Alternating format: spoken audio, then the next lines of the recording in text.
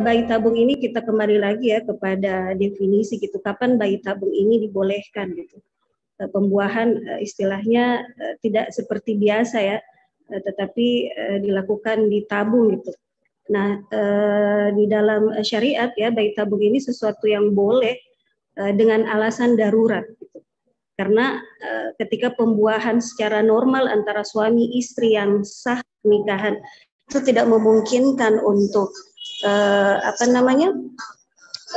menghasilkan keturunan, maka boleh dilakukan bayi tabung dengan syarat-syarat dan ketentuan yang ada.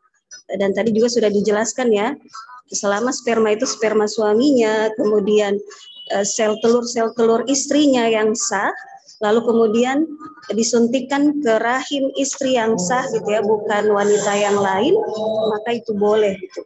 Lalu bagaimana kalau sperma suami yang sudah meninggal? Nah, ini kan berhubungan lagi dengan status pernikahan gitu. Nah, pernikahan yang sah yaitu pernikahan yang sesuai dengan syariat Islam selama kedua-duanya istilahnya masih hidup ya. Karena kan kalau sudah meninggal status berubah, bukan menjadi suami istri ya, tetapi istri menjadi janda dalam hal ini, dalam arti tidak punya suami. Sehingga sperma suami yang misalnya dibekukan lalu diambil lalu istilahnya dibuat sebagai inseminasi gitu ya kepada istri yang masih hidup, tentunya ini menjadi sesuatu yang haram gitu. Karena istilahnya selain bukan sesuatu yang memuliakan dalam hal ini, istilahnya mayit ya, suami sudah menjadi jenazah mayit lalu diambil spermanya walaupun diambil mungkin waktu masih hidup. Tentunya pembuahan ini kan pembuahan di luar pernikahan gitu, walaupun memang mantan suaminya, sehingga ini sesuatu yang diharamkan dalam syariat Islam gitu. Lagi pula akan sangat sulit ya bagi seorang perempuan istilahnya ditinggal suami lalu kemudian berusaha untuk mempunyai anak gitu ya dari suami yang sudah meninggal, istilahnya sesuatu yang akan menyulitkan dia ya, dalam arti menjadi ibu dengan anak tanpa suami gitu. Dan itu pun juga dilarang. Kenapa kemudian tidak mengambil alternatif yang agama Islam membolehkan ya, untuk menikah kembali dengan laki-laki yang lain ya setelah masa iddah, dan itu lebih mulia gitu ya, dan itu lebih terhormat, dan kalaupun nanti mendapat keturunan yang insya Allah soleh dan soleha. Dan kita sebagai perempuan kan tidak punya kewajiban ya, istilahnya surga itu juga tidak wajib bagi perempuan yang punya anak gitu ya, tidak dikhususkan untuk perempuan yang punya anak, sehingga istilahnya anak itu amanah dari Allah gitu ya, sehingga mendapatkannya juga sesuai dengan syariat yang sudah Allah tentukan gitu. Walaupun memang bank sperma mungkin tidak sesuai juga ya dalam syariat Islam ya, mungkin ini lebih kepada apa yang dilakukan di barat ya. Dan ini termasuk kebiasaan jahiliyah ya. Dulu Arab jahiliyah itu memberikan istrinya ya untuk digauli laki-laki yang dianggap bagus ya dalam hal kepintaran, kecerdasan, kepemimpinan, sehingga diharapkan melahirkan keturunan yang membawa gen tersebut gitu. Nah, bank sperma ini sebenarnya sama praktek jahiliyah di era modern gitu ya. Ketika sperma itu yang genetiknya tinggal pilih gitu ya, mau yang cerdas, mau yang ganteng, mau yang tinggi hidung, lalu kita dengan mudahnya memilih gen yang baik untuk anak, dan itu tentunya sesuatu yang diharamkan karena itu mengkaburkan nasab ya, dan itu sangat tidak dibolehkan dalam syariat kita. Mungkin itu yang pertama. Kemudian yang kedua tentang bagaimana lalu kalau perempuan yang memang betul-betul istilahnya kondisi rahim, misalnya tuberkulosis, dan mungkin saya juga tidak paham ya secara detail, itu tidak memungkinkan untuk hamil gitu.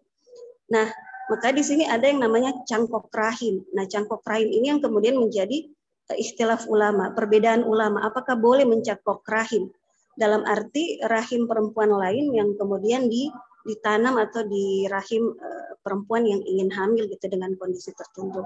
Maka di sini ulama berbeda pendapat, ada yang mengharamkan, ada yang menghalalkan gitu ya. Dalam arti ketika mengharamkan cangkok rahim, lagi-lagi ya ulama itu ketika mengharamkan hal-hal yang seperti ini lebih dikarenakan untuk menjaga nasab itu gitu ya, agar jangan sampai nasab itu tidak jelas gitu ya. Maka memang luar biasa ya, agama Islam itu sangat serius ya untuk hal-hal yang bersifat nasab ya, beda mungkin dengan di luar Islam. Nah, kalaupun dengan cangkok itu yang mengharamkan itu dengan alasan nanti ada kerancuan nasab karena masalah rahim ya, rahim ini rahim ibu siapa sebenarnya ya, apakah yang dipakai mencangkok atau yang melahirkan gitu ya dengan rahim orang lain. Kemudian alasan diharamkan karena haram menimbulkan mudarat atau kerusakan bagi diri sendiri gitu. Karena ketika mencangkok rahim tentunya kan berefek yang tidak baik bagi yang mendonorkan rahimnya gitu. Kemudian dikatakan diharamkan karena cangkok rahim itu sama dengan kebiri atau apa ya kalau istilahnya apa ya, tubektomi ya. Istilahnya menjadikan seseorang itu tidak akan lagi punya anak ya ketika rahimnya sudah diangkat, dan itu diharamkan dalam Islam. Dan juga haramnya jual beli organ tubuh ya termasuk rahim, dan juga alasan diharamkan karena kita bukan pemilik tubuh kita. Ya, kita ini miliknya Allah. Ya, jadi lalu kemudian kenapa kita dengan gampangnya ya memberikan organ tubuh itu yang bukan milik kita ya. Dan haramnya merusak mayat ya, karena memang ada dalam hadis ya larangan untuk memutilasi mayat gitu. Nah, tetapi ada ulama yang membolehkan karena ini masalah kontemporer, sehingga kita mengambil pendapat ulama kontemporer ya yang belum ada di zaman Nabi dan para sahabat. Ya, kemudian yang menghalalkan beralasan bahwa itu tidak ada kerancuan nasab di situ gitu. Kenapa? Karena rahim ya, kalau nanti bisa dibahas ya kalau secara kedokteran, karena menurut yang menghalalkan bahwa rahim itu tempat di mana janin itu tumbuh sehingga tidak membawa sifat genetik ya dari pihak wanita gitu. Karena yang membawa itu kan ovarium gitu ya, sehingga hukumnya tidak mengapa gitu, karena dia hanya sebagai tempat hidupnya janin. Maka boleh gitu ya, boleh memanfaatkan janin wanita yang lain dengan syarat wanita itu sudah meninggal gitu. Karena ketika masih hidup ya tentu itu membuat sebuah kerusakan ya atau kemudorotan bagi perempuan yang mendonorkan janinnya. Jadi mensyaratkan kalaupun harus cangkok rahim, maka dipastikan rahim dari perempuan yang sudah meninggal sehingga dia tidak membutuhkan rahim itu gitu.